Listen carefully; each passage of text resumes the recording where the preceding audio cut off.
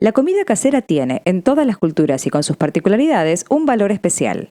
El tiempo, la dedicación, el agasajo a otros supera por mucho la importancia de sus nutrientes, cuyo sabor es especial y nos recuerda al hogar. Pero nunca esperaríamos que ese plato que nos sirven sea de origen humano. Esta es la historia de Emilia Basile, la descuartizadora y cocinera de San Cristóbal.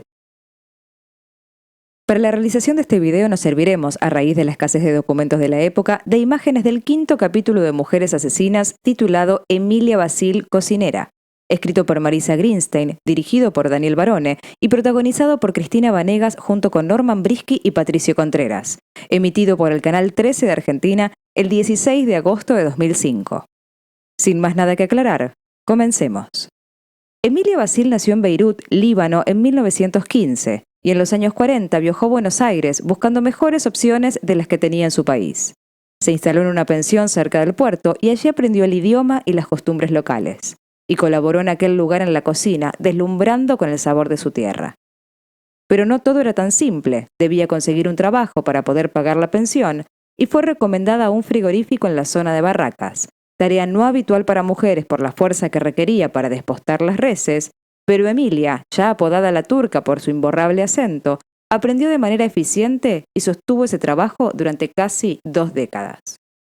En ese tiempo conoció a Felipe Coronel Rueda, un hombre 13 años más joven que ella y oriundo de Perú, quien iba al frigorífico a buscar pedidos y miraba con asombro a aquella mujer con la que tardó en intercambiar palabra porque ella no sacaba los ojos de su trabajo. Pero logró conocerla, poco después se casaron y tuvieron 3 hijas. En los años 70 se mudaron al barrio de San Cristóbal, a un local ubicado en Garay al 2200, ofrecido por otro inmigrante pero de origen italiano, José Petriella, de oficio plomero y que, tras años de trabajo, había adquirido una propiedad que no supo administrar. Se la vendió al matrimonio, pero arreglaron que el Tano viviría con ellos como forma de pago en una pequeña habitación en el fondo de la casa hasta que pudieran saldar los costos. Allí levantaron su propio restaurante llamado Yamil, que en árabe significa mujer bella y graciosa, imagen que por cierto no reflejaba las cualidades de Emilia, que eran sin duda sus aptitudes culinarias y su incansable dedicación al negocio. El restaurante funcionaba porque la clientela adoraba la comida de la mujer, muchos de ellos empleados del canal de televisión Tele 11, actual Telefe, que trabajaban un par de cuadras, pero sus ingresos no alcanzaban para el pago de esa hipoteca, cuyo acreedor vivía con ellos siendo imposible olvidarla.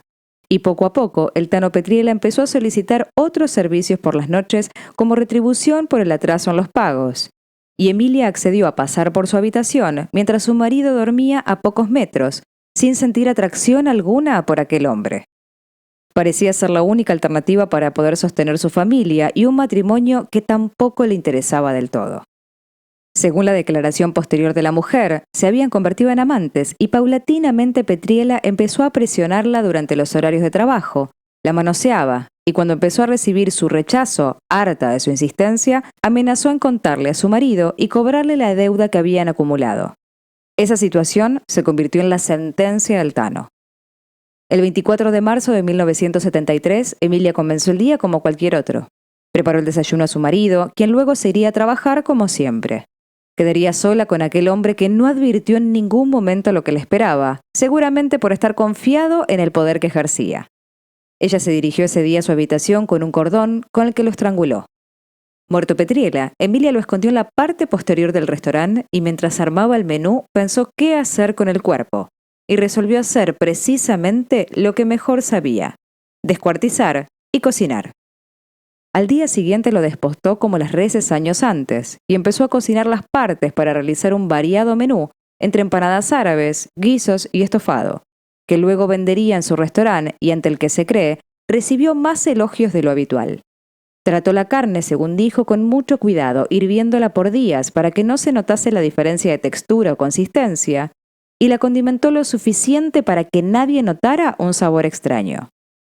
Y no fueron los paladares los que descubrieron el hecho, sino sus vecinos alertados por el olor, al encontrar 3 días después un cajón de verduras con parte de torso humano, que los recolectores no recogieron probablemente por el peso del cajón. Avisaron a la policía y ésta se acercó al lugar para constatar los hechos, y tras interrogar a la mujer, la detuvieron, desconcertados porque parecía imposible que una anciana hubiese hecho semejante faena. En el allanamiento encontraron la cabeza de la víctima dentro del local, envuelta en papel de diario, a la cual también había hervido en un intento de utilizarla en alguna receta, aunque sin éxito. Su familia pronto fue absuelta de toda sospecha porque Emilia declaró que fue la única involucrada. Relató los abusos y no mostró arrepentimiento, por el contrario, manifestó que lo haría 1 y 1000 veces más. Cuando le preguntaron por qué lo descuartizó y cocinó, dijo que era lo único que sabía hacer y sumó como ingrediente a su relato los vítores de los comensales que consumieron el menú del día a lo Petriela. Por otra parte, Francisco, el hermano de José, asistió durante todos esos días en su búsqueda, ya que tenían un encuentro programado días antes al que nunca llegó. Y cuando preguntó en el restaurante, Emilia y su marido le dijeron que se había ido a trabajar y que no había vuelto por el lugar, situación que motivó a Francisco en denunciar su desaparición.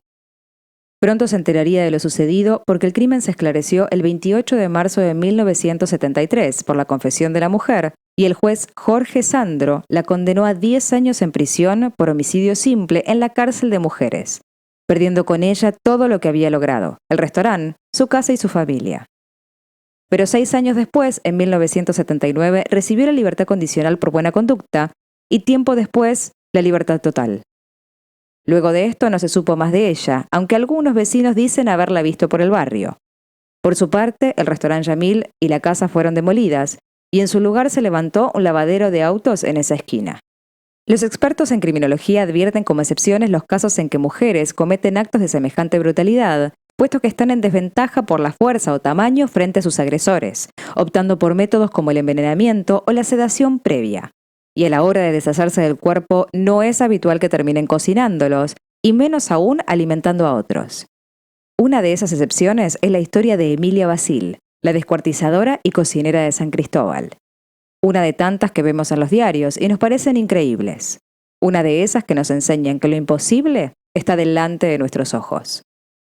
Gracias por compartir esta historia con nosotros. Si el video te gustó, dale like, comenta y suscríbete para seguir viendo más Realidades de Ficción.